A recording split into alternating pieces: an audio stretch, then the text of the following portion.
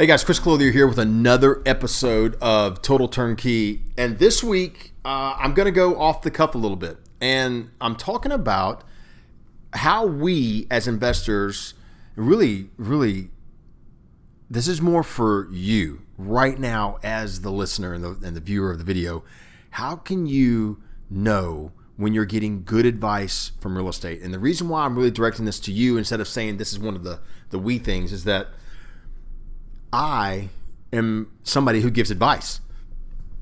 I'm a person who, because I've been investing in real estate for 2 decades now, a lot of people ask me my advice on their situations. And I want to give advice right now on how you can make sure that when you do that and when you receive advice, it's good, you're getting the right advice, and you know what to do with it as you go forward. Fair? So I've got 3 things I really want to make sure that I impress upon everybody watching today. Number 1, you want to make sure that we're not talking about generic advice, like the kind that anybody that is kind of regurgitating what they've heard from anybody else or read in a book, something along those lines. Number 2, you want to always understand and assume that the person giving you advice is coloring it with their own experiences. So therefore they make assumptions about you and assumptions about what you need and what you may, not be asking. I'll get to that in a second. And the third piece is you got to understand that not all advice is actionable. Not everything is something you actually need to take in and then take action on. A lot of times advice is more about or understanding what we don't need to do and the things we need to say no to, as opposed to the things we need to do and say yes to. So let me start with this. Generic advice. If you were to ask somebody, hey, look, how do I invest in real estate? What are some tips and tricks you want to tell me? And I get it. That's super generic to begin with. But if the advice comes across as only buy properties that meet the 1% rent to price ratio rule, that's something that's so generic and I hate to put it this way, dumb, that it's unactionable even to begin with, because it puts out this assumption right off the bat that nothing else is good. It puts out the assumption that you would even know how to right off the bat understand what that means or how to put it together. So it's unactionable, no good. Cap rates on commercial properties should be 8% plus. Well, no. Yeah, of course they should. That would be amazing. If we could get that today, we would all be buying up every single thing sitting out there. So if you find one sitting at 8% on a cap rate on a commercial property, it begs the question, why hasn't every other investor already bought this? Well, because you don't just buy commercial property with cap rates of 8%. Avoid generic advice. What you really want to look for is, if you're taking advice from somebody, is someone who's willing to ask you questions. So you ask advice, how can I get started in real estate? What are the tips and tricks? What should I look for? Do you have any experience as a real estate investor? Tell me what your plans are, why you're looking to invest in real estate. Help me understand the steps you've already taken. Tell me what you do understand about real estate, and kind of more importantly, that'll help me to maybe give you some ideas of what you don't understand about real estate. In other words, the person that starts their advice off with, let me give you some very direct pieces of advice without ever asking you like more about you, more in depth, and more what you need, that may not be the person you want to take advice from. The second thing to remember is that, like, if you were to ask me for advice on real estate, and we were to talk back and forth and kind of get a little more color behind the scenes and understand exactly what it is you're looking for, and then I feel like I can answer those questions, you have to remember that I am going to use my own biases as an investor to give you advice. There's no way around it. I cannot unlearn what I've learned. I can't unexperience the experiences that I've had.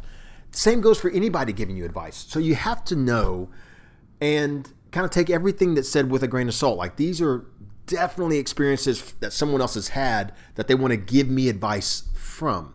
Doesn't mean you'll have the same experiences. Doesn't mean that we'll be able to navigate, situations the same way. So just always remember that what you're looking to do is fill in the picture. Imagine you had a puzzle in front of you and you're down to, the last 100 pieces of a 1,000-piece puzzle, but you still don't know exactly what the picture is. You don't have the full, how's this thing exactly supposed to look? And you're looking for somebody to assist you with getting those puzzle pieces in place so you can move forward. That's what you're looking for.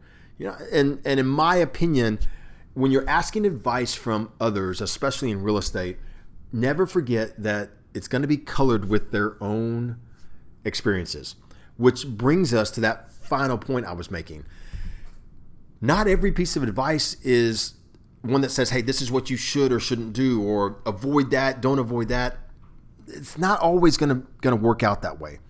Oftentimes, the advice I like to give is like how to approach situations, questions to ask, ways to uncover details or possible advantages that you can take if you're going to be investing in real estate, ways that you can negotiate better, ways that you can construct a deal so that it works out better for you long term. Someone else may be giving you advice that do this so it's better for you today, whereas my advice may be do that so it's better for you long term. There's a lot of different ways you can take advice from others. Just remember that oftentimes, just because somebody gave you advice doesn't mean you need to take action. Doesn't mean you need to rush out and do it. And I just think these 3 tips are so important for investors, especially getting started and looking to build, because it's confusing. And who do you turn to and where do you turn? I'll end it with this. And this is kind of one of those kind of personal pet peeves of mine, and it's definitely something for you to take notice of. There's a website. I promoted it for over a decade now because I got to know the owner and founder really well. Bigger Pockets was founded by Josh Dorkin back in 2006, I believe. And I joined up and became a member in 2008. Early on. I've seen every iteration of the website. And I grew to love being on there. I grew I loved giving advice. I loved getting advice. I loved reading, other people. I often commented to others that I disagreed with what they said, but I found their arguments super compelling. It was a great community. And I think the best part about the community was when giving advice in the community, all of us did the same thing. We all said the same thing, like, hey, talk to a lot of people. Here's my experience. Here's my advice.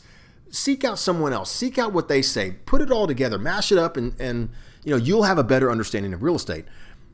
Unfortunately, that doesn't exist today. Bigger Pockets is one of those spots where people get massively confused and can get really, really bad advice because oftentimes regurgitated, no idea the experience level of the other person.